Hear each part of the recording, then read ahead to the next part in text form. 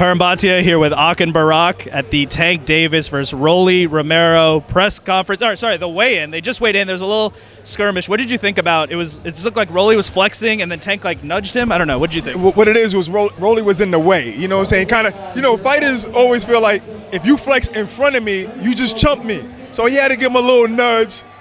He shouldn't have, but at least he didn't get hurt, you know? Speaking of that, it seems like Rolly, does he believe like everything he's saying? He says he's pound for pound one, he's going to be the best after this. Does he believe that, or is he trying to sell the fight? No, he doesn't believe that he's the best. He believes that he believes in his own ability, like in his power. He believes that he can hurt Tank. I agree that he can. He's dangerous. But no, he doesn't believe he's the most explosive fighter ever in the history of boxing or none of that. That's just a little added sauce on it to sell the fight. But nevertheless, it's working because they broke records. I didn't notice the Gucci's. Please get those. Hold up. I never even seen. What the hell are these? I never even seen these. I gotta take notes. Notes. Oh my God, this is. Gucci sent that to me. I didn't pay for it. No, they said it. So it's okay. They sent it to him. They sent it. They asked for a check back. Let me ask you this. I feel like Tank has like made himself a star. Like I'm sure you guys heard from your mainstream sports fans when Tank is fighting. How do you think he's done that? And is that something other fighters could follow? That blueprint?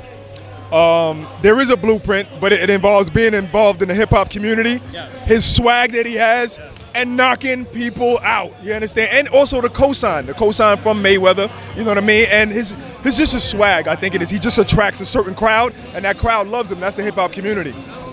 Skill, fan-friendly. I mean, look at the weigh-in over here. When's the last time you seen a fighter fight in Brooklyn with this type of turnout for a weigh-in? The ticket sales, they broke records already. That's all credit to Tank. So, I mean, there's no blueprint. You got to beat Tank or somebody of that stature. And part of that, he's under Mayweather Promotions. A lot of rumors swirling. Is this the last fight? Mayweather had his own pay-per-view a week ago. Let me ask you this. Should Floyd pay for it? Let me ask you. Did you pay for that pay-per-view? I didn't even know where to find that. I would have watched that, but it was delayed for a week. I was looking for it. I couldn't find it. Because I know it was supposed to be on Fight TV and I was going to watch it and then it got delayed. So let me ask you this. Should Floyd be here to promote? And what do you think about the relationship with Tank and Mayweather Promotions? I can't speak firsthand, but I think a promoter should be where his fighter fights. No matter what's going on behind the scenes, whether this is his last one or not. Think about this. Eddie Hearn just lost Devin Haney, and he brought Devin Haney to where he's at to challenge for an undisputed championship in the lightweight division, and he gave him his blessing to go top rank so that he can fight Kambosos in Australia. That's commendable. That's how a promoter should be, no matter what's going on, no matter if it's his last fight, because in reality, you never really know if it's his last fight. You never know what can change, you know? And I think it's going to be hard for it to be his last fight if he's not still working with Al Heyman. If he's still with Al, I guess it doesn't matter, to Gervonta. I don't see him not working with Al ever. I think if there's going to be a disconnect, it'll probably be with Mayweather Promotions. But I agree with you. There's been times, in fact, the last time Tank fought at the Barclays Center, Floyd didn't promote it on his Instagram at all. I mean, he was promoting Girl Collection all day long and not one post about Tank. I don't know what's behind that, but it doesn't seem logical. It doesn't seem conducive to being a successful promoter. If you ask me now, to Barak's point, I don't know what's behind the scenes, what's going on, but this right now is the biggest fight in boxing at this point, and Floyd is the icon that he is. I think he should be not only here at the fight tomorrow and promoting on his social media. You know why I say he should be here? Because it's a pay-per-view. Right. Like, literally, it's a pay-per-view. You gotta sell it. Exactly, and we know Floyd sells. Floyd could come here and say a couple of things, and that's a couple of more buys, and it just makes sense, and that's going to help your promotion, So, yeah, he should definitely be here. Maybe Tank just doesn't even care. Maybe he wants to show, I don't need you beside me to sell a fight. I don't need you beside me to have a successful promotion. Maybe Tank is not even inviting that. Maybe he's okay with where it's at right now to prove something. It's very possible, but that behind-the-scenes stuff that don't sell tickets, You know what I'm saying? It just takes away from the promotion. It just doesn't make sense. Do you think, we've been talking about Tank as a star and everything he's doing. Does he need, Rolly's undefeated, right? But he's not necessarily tested at the highest level. So probably the way that people are with Tank, they're probably not going to give him his due even if he knocks out Rolly real quick. Does he need like that dance partner that's on that similar caliber to get his status at the pound? He's already at pound for pound level, but to get that status. Yes, and I think this is the thing. He was following that Mayweather blueprint where you don't call anybody out, but you're not Mayweather where everybody's calling you out. Everybody's trying to fight you for a big payday. So that for some reason that's just not happening. So, but you see the Tank now, the new Tank now is vocal, and he's saying, if you win that fight with Kambosos, Devin Haney, I want to fight you. He would have never said that before. So I appreciate what he's doing, and yes, he needs that marquee fight. Yeah, he proved himself in a couple of divisions, but now it's like the fights that you're fighting now is not getting people's attention. The boxing public is not getting their attention, and he needs that right now. If he doesn't call people out, is he in danger of you fall into someone like a Demetrius Andrade, right? And then you get to the end of the line there, and you're still calling. He is, to be fair to Andrade, especially recently, has been calling people out more, but he hasn't been able to get those opportunities. Yeah, well, the thing about Andrade, no disrespect to him, who's very skilled, you can't compare him to Tank in terms of popularity and kind of selling a fight and being, Tank knocks people out. Now, I think Andrade has the ability to be entertaining. It hasn't happened in recent fights, so it's a little different with him. I don't think Tank needs. Quickly out of there. No doubt. Again, it's not a shot at Andrade. I think he deserves all the big fights, but Tank, I don't think he needs to. He would never fall into that category. He doesn't need to call people out, but he's been vocal. Just recent, he talked about Devin. If Devin wins those fights, hey, I want to fight you for the undisputed lightweight title. And just the fact of him being vocal about saying I want to stand on my own, I want to take control of my career. I think that's hinting at wanting to create those big fights and being vocal about it. Yeah, you know what? You know why he won't fall into that category ever? Because what people say about him, they used to say that about Rigondeaux, what they say about Andrade, is that you don't sell tickets.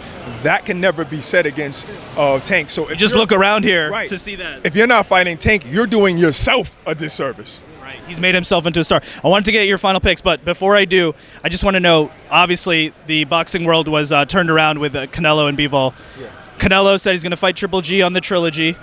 Your thoughts? Is that the right move? Should he be going after Bivol in the rematch immediately? What do you think? I think that's the right move because it's a personal thing. He wants to put a period on the end of if he can get a victory over Triple G. And if you wait and rematch Bivol, then you're fighting a 41-year-old Triple G now, and you get even less credit. So it just kind of makes sense to just go ahead, do what you already started, fight him in September, get that over with if you can beat him, and then rematch Bivol. And then maybe you can go back into that fight with a little bit more confidence, get off that vegan diet, Get him a cheeseburger, right? Exactly. Get that minute cheeseburger. Ak, your thoughts on Canelo, and does it change his place in the pound-for-pound status when you lose to Bivol? I mean, he went down one notch on our pound-for-pound list, and honestly, there's an argument to keep him there, in my opinion, because he went up another weight class trying to chase greatness and all that. It doesn't erase everything that he's done to get him to that number one spot.